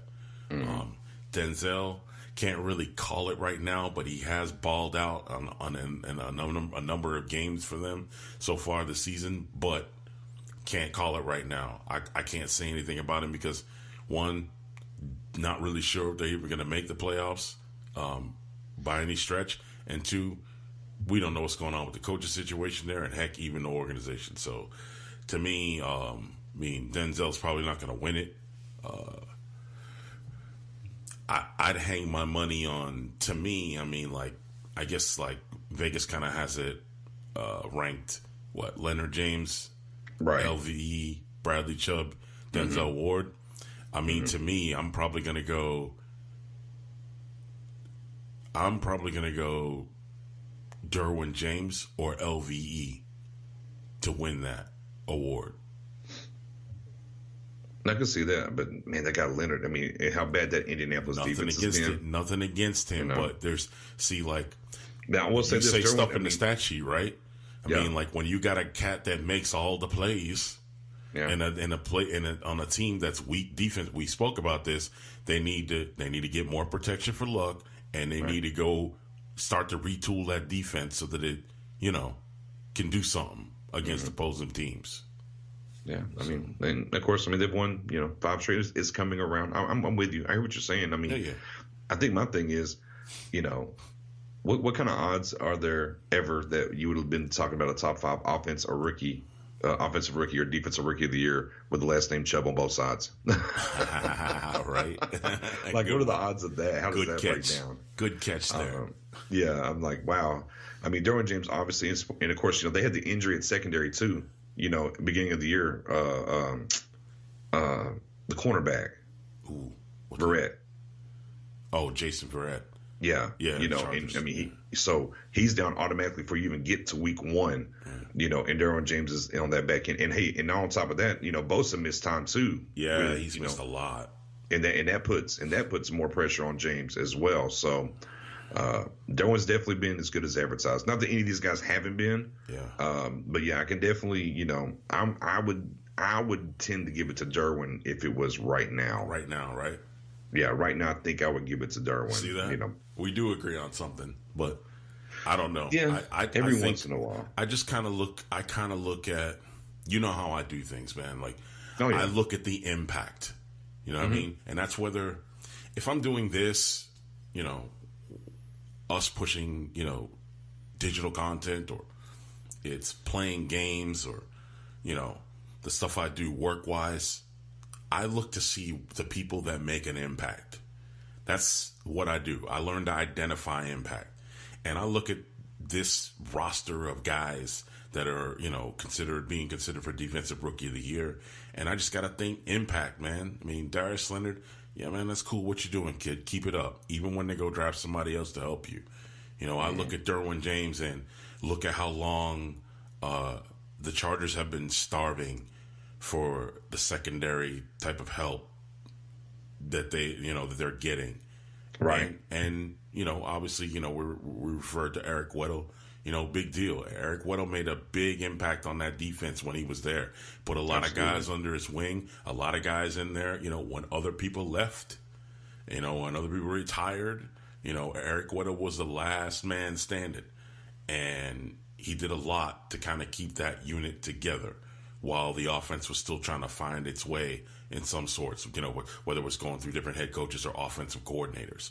And then I look at, he makes an impact. And then I look at Dallas, Sean Lee and his injuries, the hamstrings, this, that, they're well documented. We know the discussions we've had, like in private, about Sean Lee, like the general, bro, like, I ride for that dude because he don't care, man. Like, he's going to come in, he's going to give you all he got, and ain't going to be a lot of talking. He's just going to come in and put in, like we like to say, hat on a hat. Sean Lee is going to come in, hat on a hat, let's see what you got. And when he's healthy, and this phrase is always associated with him for the last however many years, when he's healthy, 11 times out of 10, you're not going to win that battle.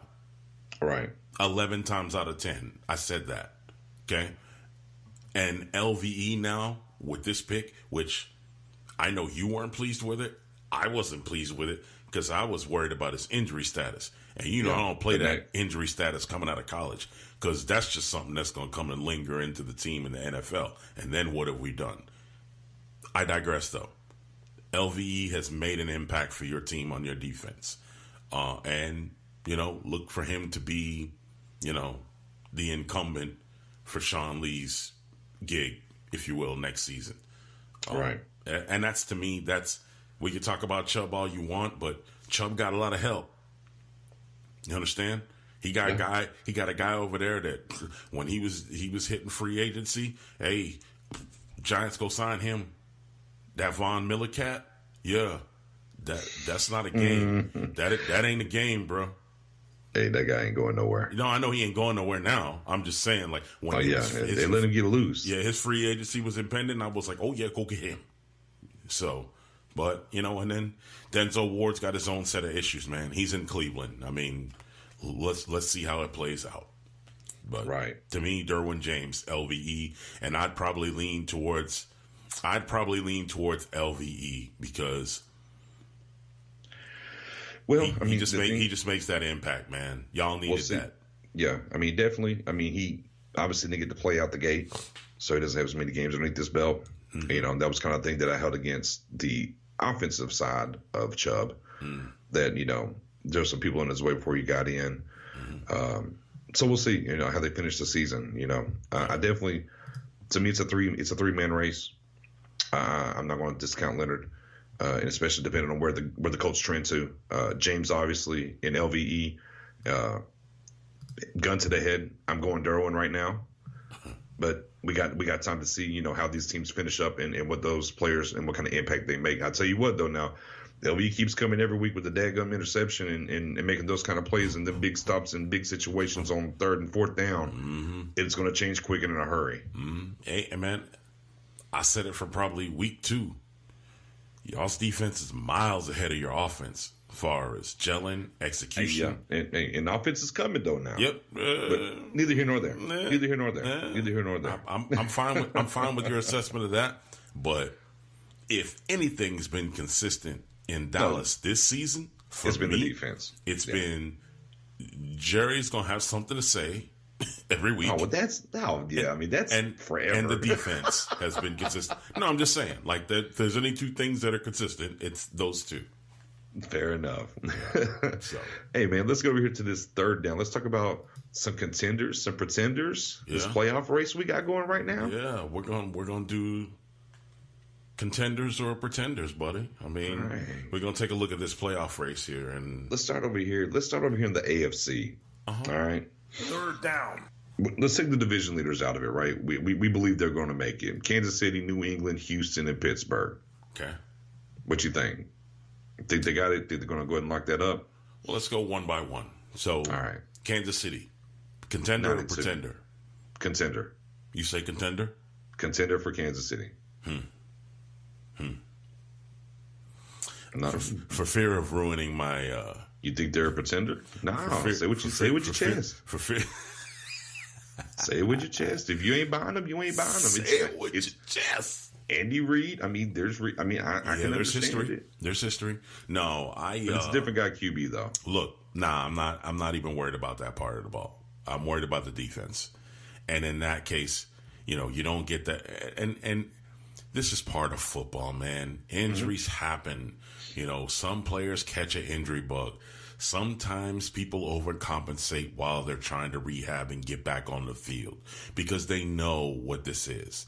They know we all know, man, you're one bad stretch away from being traded away. And when I mean bad stretch, could be 3 games. Hey, what happened over there to your boy in Green Bay? 2 bad plays in 1 game, and he was gone. You hear Ghost. me? And what were we saying about that dude last week? He was on every ESPN highlight reel. That was last year. That was last season. 2 bad plays in 1 game, and cuz this ain't for you. You got to go. So, the defense for Kansas City, I mean, you got Houston back. Let's hope he stays that way.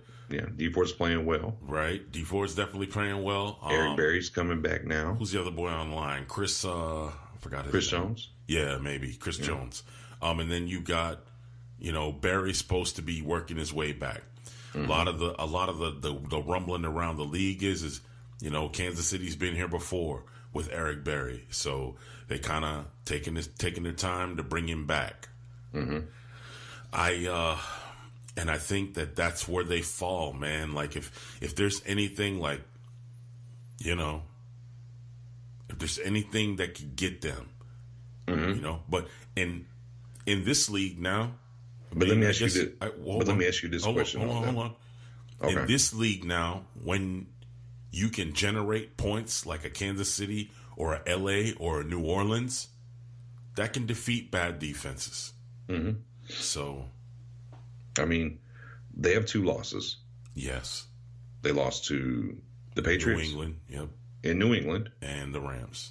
In Los Angeles. And probably should have won both of those games. That's what. And when you walked away from those games, did you feel like the best team won? No. And I get you, and I definitely feel you on that. The only thing that killed them in both of those games was turnovers. Turnovers kill. What do we if say? They eliminate. We've been saying that since your daughter's been in elementary school. Turnovers kill. Yeah. If they take them turnovers away, even with and realistically, the defense was even worse. Mm-hmm. In the New England than it's really getting now. And it's funny to say better. because the Rams dropped 50 on them, but hey, they scored a defensive touchdown. They made timely stops. I mean, they're better than what that score says. Yeah. So for now, I mean, until I see a trend from them, like I said, I've seen them play two teams. One that both of them the number 2 seed in their respective conferences, and I felt like walking out of those games, they lost, but I'm like, the better team didn't win. They eliminate the turnovers, then they win. But now they had to make sure they eliminate those turnovers, though, obviously. I think, though, that one of those games, maybe the LA game, man, that could stick with you. And like you said to me, giving listeners a peek into our conversations, like you said to me right after the game, watch for Mahomes, man. And I was like, what? And I knew what you were saying when you said it. And I was like, what you mean? It's mental? Like his mental condition after this game? You were like, yeah. I'm like, yeah, I could see it. I could see this kind of game, like you were supposed to win it and you made some mistakes. Some of them were on you and you were streaking and all of a sudden now, man, how do you overcome that? Yeah, you don't. You have to run into that team again. Yeah, too. You don't want it to make him start to press. Yeah, and I mean, and that's what I said. The best thing about that though is it was the perfect time for the bye. If you're going to have that kind of game, the 2 picks at the end. One, he kind of got hit, whatever. Yeah. But when I was watching the game, there was a point where he wasn't sacked yet, and he just folded down real quick. Yeah. Before the pressure got to him, I said, that was the first time I've seen him play so far in the league, and I was like, oh, they're in his head a little bit, but he's a young guy. It's something for us to watch, but for now, outside of saying, hey, there's something to look at right there, but other than that, they got to show me something else. Now it is crazy because this team sitting at the 5th seed is in their division at 8-3. Yeah. Could get interesting, but we'll get to them in a second. Yeah. Number 2, New England Patriots, 8-3. Hold on before we go on to them. Okay. Just this Kansas City Chiefs thing. Just on my mind. With the Chiefs, when we go projection, right? Like, and I don't want anybody to think that we're getting ahead of things here, but for the most part, it looks like, to me, when I look at the projections, maybe Houston could challenge, but the Chargers seem like the biggest threat to me to the Chiefs, if there's going to be a threat, right? Yeah. But division bedlam. Let's make it through all of that, right? We get through all of that, and now it's time to go face off whoever the NFC conference representative is.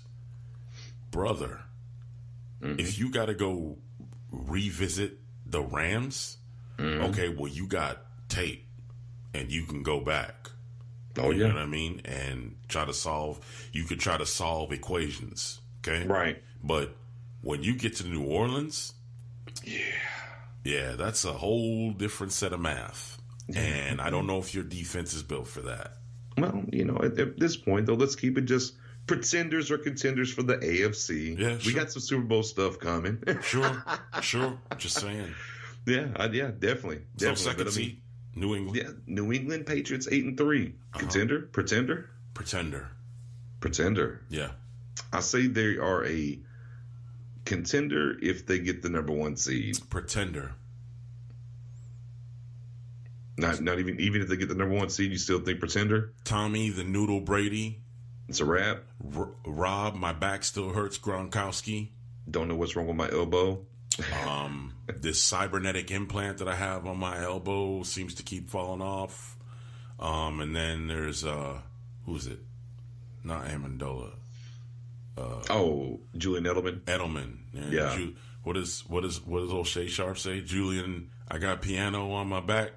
Edelman.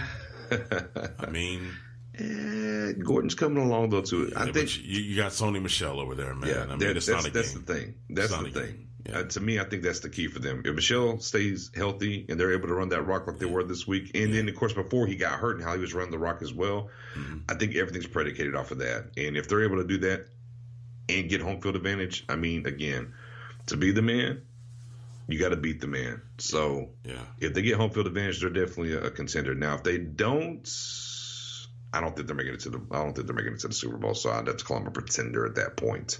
Maybe so. Houston Texans streaking. Man, they're dangerous, man. Mm-hmm. They're dangerous, bro.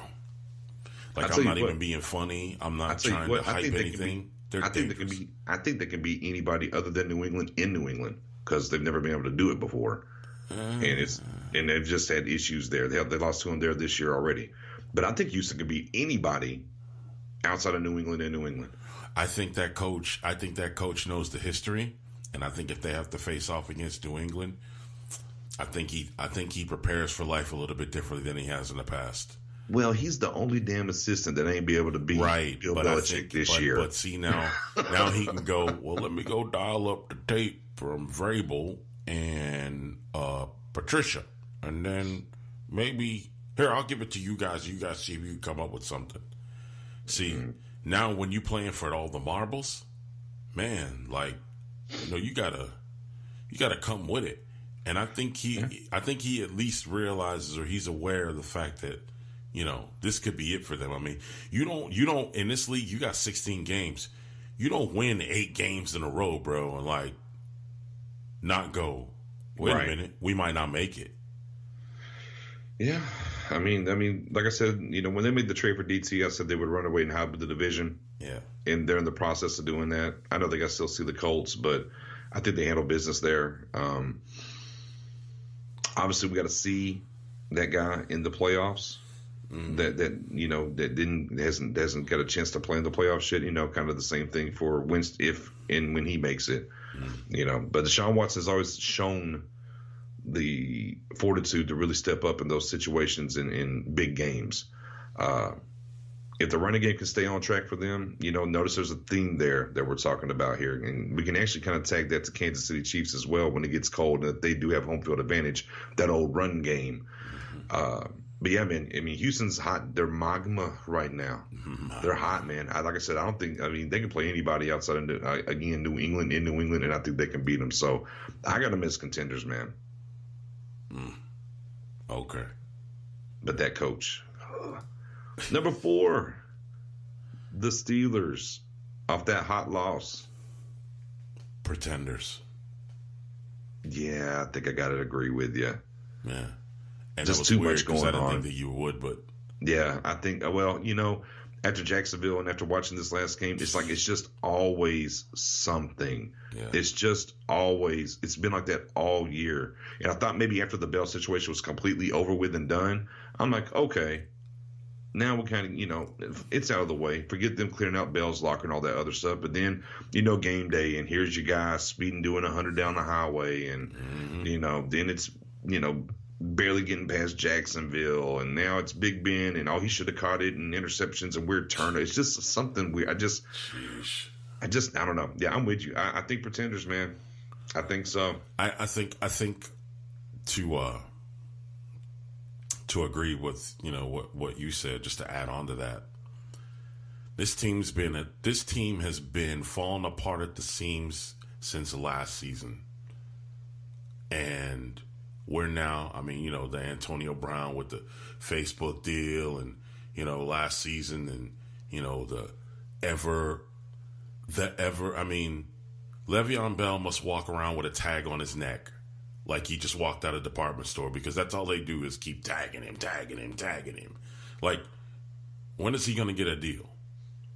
And I'm not saying you have to give it to him, Pittsburgh, but can we let him go so he can go get one, instead of trying to see how much we can ruin his good name and his reputation before he leaves the team? And all the other stuff that bubbles around the Ben. I'm not sure if I'm going to play this year or next year, or now I'm going to play 3 years, right? You go draft a QB, and now all of a sudden, now I want to play, and I can play till I'm 42, and I mean 40 as well, not till he's 42, but just so much the coach, and whether or not he needs to stick around. It's just, I just think they've been falling apart at the seams for a long time, man. They love it, man. It's like a not a sitcom, but a soap opera. Yeah, so. just always something, man. And I just think that kind of is going to weigh on them eventually. I think they're like one more L. They lose like next week, and then we're going to start hearing a lot more all of a sudden. Again, as the saying goes, winning is a great deodorant. Yeah. And then as soon as you start struggling, then it's going to start coming back to the surface. I mean, you struggled last week. You took an L this week. You got Big Ben popping off on the rookie. Got him in the post game saying what he was saying. I'm like, here we go. Joke. So the wild cards, though, that one team, the Los Angeles Chargers, I'm officially done with San Diego because I definitely believe they are in the playoffs. Yeah. This AFC playoff picture ain't no picture being painted or taken without the Chargers being involved in it. I can tell you that. Yeah, I think that. And once we hit that time of the year, it's full on Felipe slinging it, bro. Felipe throwing for 350 every game. Yeah, I think if the Melvin Gordon injury was more severe, I'd be out. But with it being kind of week to week, and he's going to come back, I definitely they're going to lock down the 5. I don't know if they'll jump over Kansas City or not, to be honest with you. Obviously they got to play Kansas City again, and they got to play Denver, who's streaking right now a little bit. So I don't know if they're going to get over that hump, but I definitely think we can lock them in at 5. Yeah. I think they're definitely there. Keenan Allen needs to step up a little bit more too, man. Yeah, definitely. Now the curious case of the 6th seed right now, which is the Baltimore Ravens after winning 2 straight behind the young buck. Oof. Now let's take a look here. Who's vying for that number 6? Because it's a log jam. Colts 6-5, Titans 5-6, Dolphins 5-6, Bengals 5-6, Denver 5-6. All right, I'm gonna go ahead and do this. Titans, Dolphins, and Bengals are gone. All right, that's where I'm at. That's how I feel about it. I think it's Ravens, Colts, Broncos for the 6th seed. Maybe so. That's where I'm at. Who you like out of those 3? Colts streaking. Colts, yeah. So I was about to say. Denver.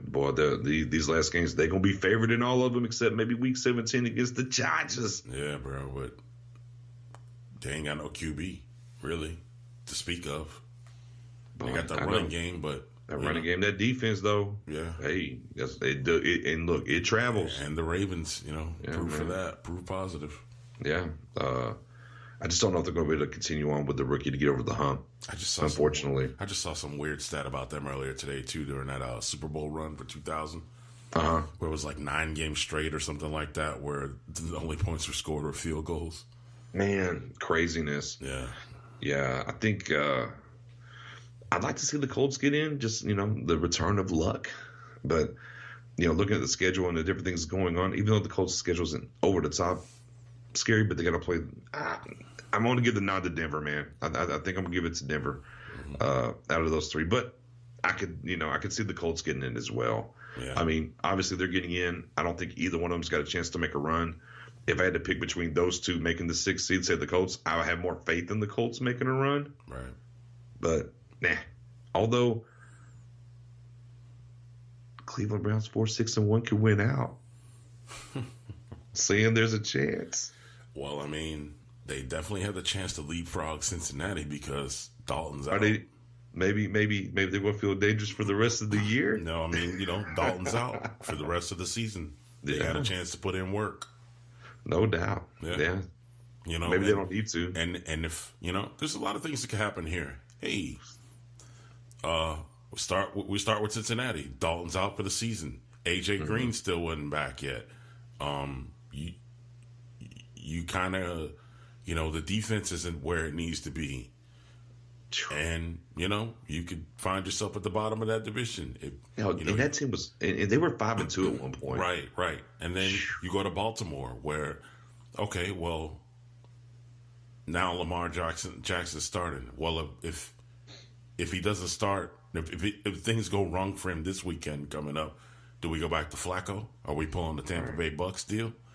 And then the fallout from Ben's comments on everybody doing everything wrong to make him lose that game. Mm-hmm. I mean, anything can happen. I mean, those are a lot of what ifs, but I mean, things like that happen, man. Yeah, man. Yeah. Well, let's flip it over here to the old NFC. Yeah. I mean, Saints Rams. I don't think we need to have a discussion there. Is that the NFC conference? Yeah, that's. I mean, it very well could be. I mean, that's the 1 and 2s. Pretty sure I called that, but anyhow, the 1 and 2s. 3 Bears, 8-3. That's the only wild card. Even though that's the only wild card I see. Nobody else concerns me. Even Minnesota and that defense coming along, getting a little healthy. Nah, passing game. Nah. You want me to say nobody else concerns me in Spanish for you, or? I mean, Seahawks coming on, finding the run again. Russell Wilson feeling a little dangerous, maybe. I mean, Panthers could run their way back into it. I know they're on the little stretch right here. If Riverboat Ron gets off the gas some.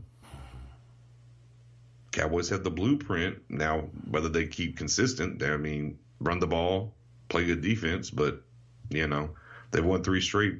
That'll kind of get us into 4th down here in a second, and a big test for them, obviously. Yep. I'll tell you what. Let's go to the 6th seed. Sure. Even though Minnesota's 6-4-1, and we kind of see what's going to go on there, but that's 6-5, and then 7 through 11, another log jam, right? Yeah. Seattle 6-5, Carolina 6-5. Yes. Eagles 5-6, Packers 4-6-1, Falcons 4-7, all with a shot. Yeah. Skins are trending down. Hawks are trending up, obviously. Panthers trending down. Eagles are the Eagles. They're still trying to look in the mirror, find the man in the mirror, and all that good stuff. Carolina's still on the casino boat. Yeah, the riverboat Ron. Yeah, the steamboat. Green Bay Packers are jumping on planes to go beat everybody. Yep. And actually, the Falcons 4-7. I mean, even though the Falcons got a lot of games left in division, I think that's a wash there for them. Minnesota's got to keep their foot on the gas too at 5-6-4-1, no doubt. And then of course, Cowboys very easily, they're in the division lead at 6-5, but you lose a couple of games and all of a sudden you're on the outside looking in. So there's definitely a log jam after the top 3. Yeah, this is going to be. I mean, you've got your teams that are already in, right, for the most part, and then right, once you guys get them beating up on each other, now you got to go face the Rams or the Saints at some point. Like, man, it's not going to be any better for you if you're in the NFC. No, because basically all those teams we're talking about that are, 6-4-1 to 5-6. Yeah, whether you're leading your division or in the playoffs currently. Your playoffs are basically starting now. Yeah, I mean, is there some wiggle room maybe to lose a game? Sure, but outside of a game, you probably don't want to do any more than that because it's going to have you on the outside looking in. And Green Bay's probably going to win out and have some luck involved in there as well to get in at this point. So it's going to be wild. The AFC, I think, obviously, we talked about there's the 6th seed is up for grabs. I think the rest of them are pretty much locked. This NFC for the last few weeks is going to be bananas.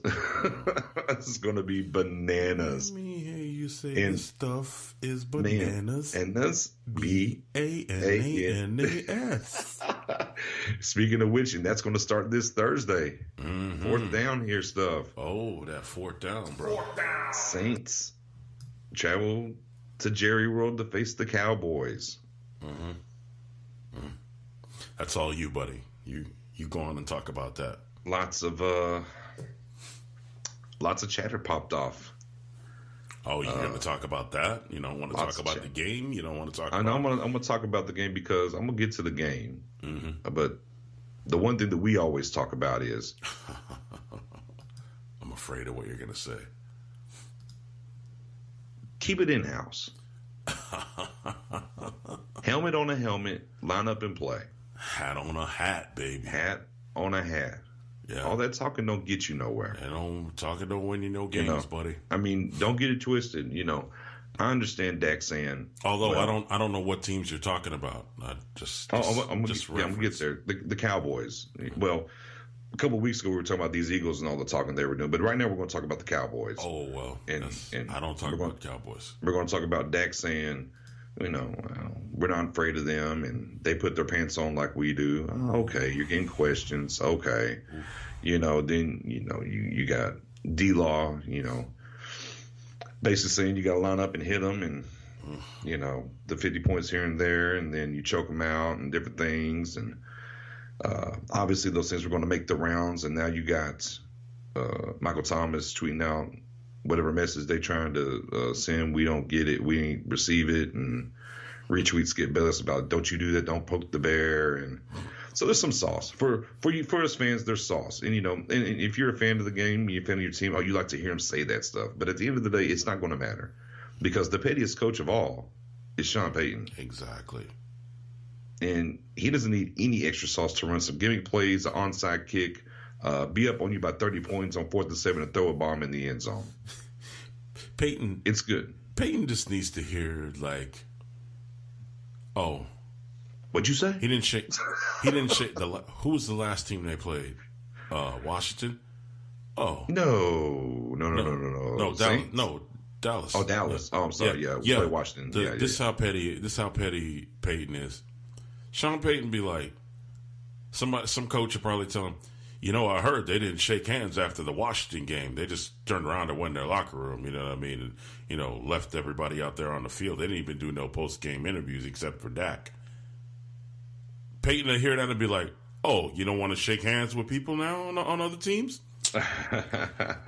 I'll be right back. Go grab that e-cigarette and go out there and draw about 5 plays in a section of the playbook to go throw in the binder for you because you don't want to shake hands. And name all 20 of them plays, something that got to do with not shaking hands, man. And the Cowboys standpoint, mind you, Saints are on a bye week. They're on a bye week. Not much to do. Rest it up. 2. I know Dez isn't playing, but he's definitely there, and I'm sure he can give some keys to the city. Yeah, I was just about to say, I forgot all about that part. Yeah, I mean, so there's that. Now you're looking at, Martin and Tyron Smith, game time decisions. It might not be going for the offensive line. Some issues there. So, again, there's one side of me as a fan. I love it, right? It gets me hopped up. Oh, yeah.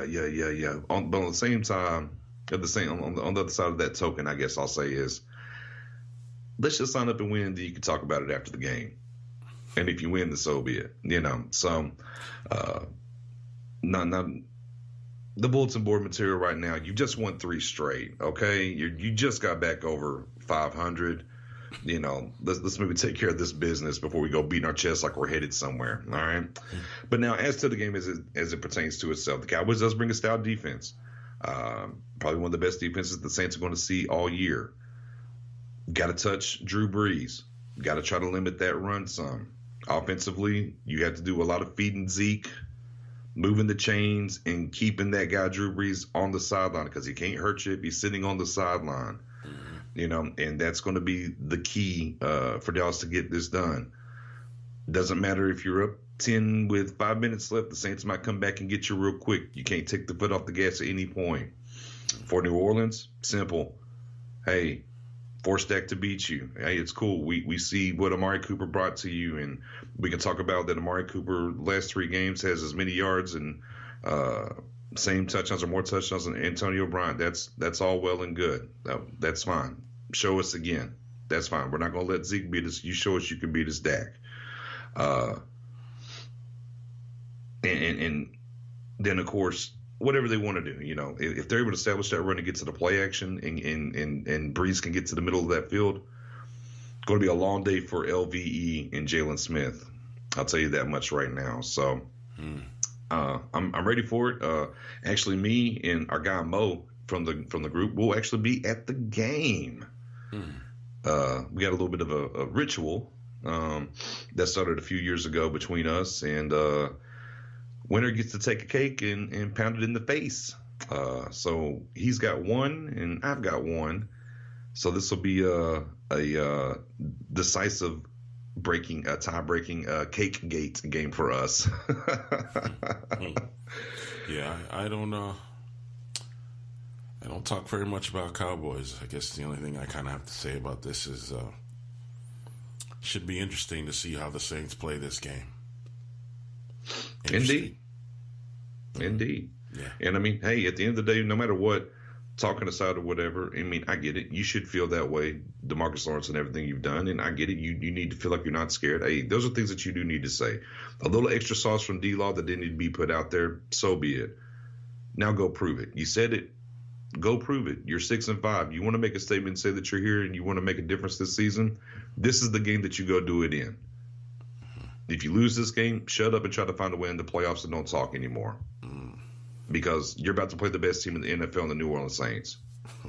Need to focus. I'll leave it at that. Yeah. But, yeah, I'm excited, man. Going to get everything packed up and headed that way. And we're heading up there early Thursday. Get everything in. We're right by Old Jerry Road over there in Arlington. Going to Uber over to there, get some tailgating in. Yeah. Should be exciting. Hopefully, I'm not crying in the stands. Yeah, man. I mean, well, what's going on? You gonna make it back for do the Friday preview show? Or just to be later. I won't be back because we're staying the night in the hotel. Since it's a night game, we're going to stay after. So be back a little bit in the early afternoon that we can get it in that afternoon, though, for sure. Yeah, for sure. I might just go a little live for the Knicks and 6 at the stadium because that's where I'll be. Word, that part. I can feel that definitely. Yeah, man. Yeah, me and hopefully it won't be too much. I'll be intrigued to see how many Saints fans make the trip. I'm a little worried it might be a little blacked out. It will be the first time I've been to a Cowboys game, and it's more like a 50-50 ratio or maybe even a little more on the visitor side. Yeah. And I mean, right now, hey, the Saints are 10-1 and they're rolling and they're close. So it wouldn't surprise me if it's blacked out a little bit tomorrow or Thursday. At work right now, bro. They are. Yeah, man, absolutely they are. But hey, they put on their pants like we do, Massiah. Oh, well, I had to let you go on that one. You talking about pants? You talking about pants and putting them off and stuff? I said putting them on. They put them on like we do, man. Come on. I don't know how you talking about. Nah, that ain't for me. Anyhow, so yeah, Knicks at 6 live from the stadium. From the parking lot tailgate. Also. Friday preview show is kind of tentative, we'll say. Not sure what time. Yeah, a little later in the afternoon. I'll make that trip back. And then, that should cover for the week. I mean, you want to unveil anything else for this week? I mean, you should unveil those daggum cards you got in Madden Ultimate Team this weekend. Jeez Louise, the 95 Dion, sir? Call me Trader John. Man, you racked up. Oh, yeah. Oh, man. I showed those to AD and Reezy, some of those cards. Man, I could see eyeballs popping out of heads via my messenger.